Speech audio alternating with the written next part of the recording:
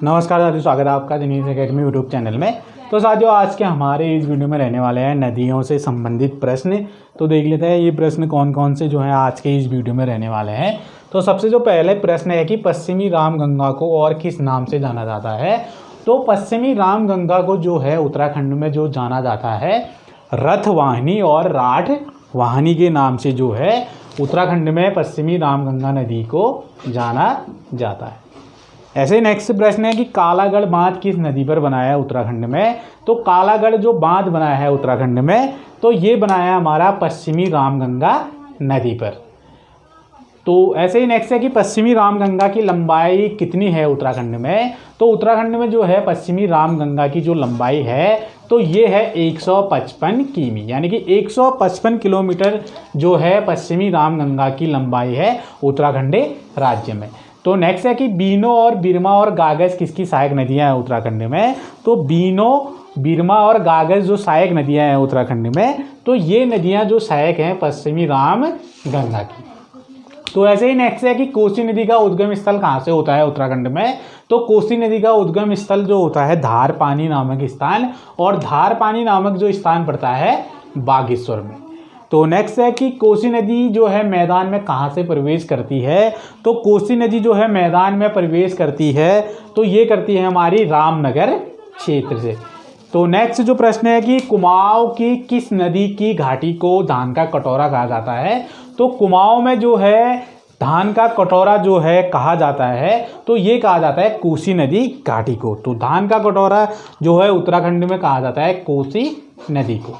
तो नेक्स्ट है कि कोसी नदी किस स्थान से जो है राज्य से बाहर हो जाती है उत्तराखंड में। तो कोसी नदी जो है उत्तराखंड राज्य से जो बाहर होती है तो ये होती है सुल्तानपुर, और सुल्तानपुर नामक जो स्थान है तो ये पड़ता है हमारा उधम सिंह नगर में।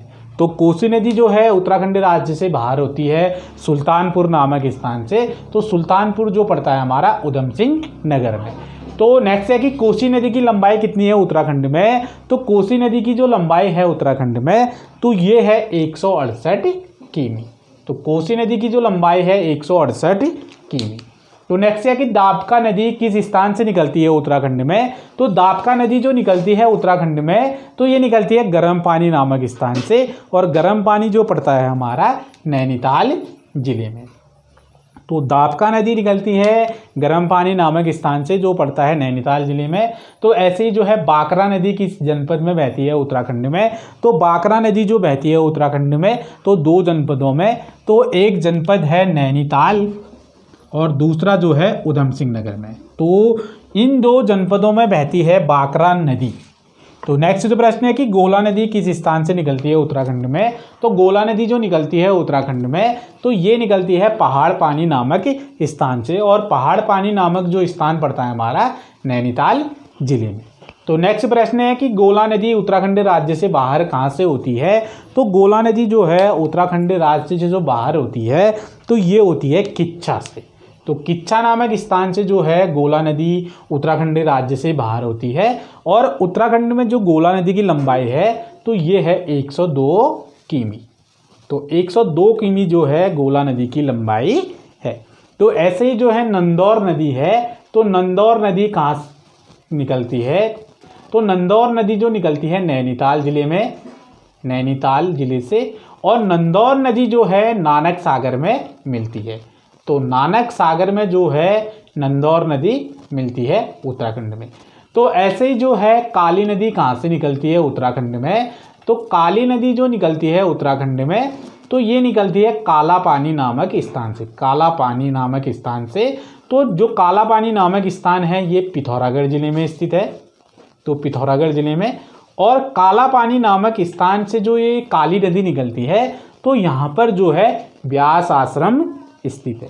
तो यहाँ पर जो है व्यास आश्रम भी स्थित है काला पानी नामक स्थान पर। तो ये थे आज के प्रश्न जो है उत्तराखंड से संबंधित, नदियों से संबंधित। तो यदि चैनल पे पहली बार जुड़े हैं तो चैनल को सब्सक्राइब करना ना भूलें।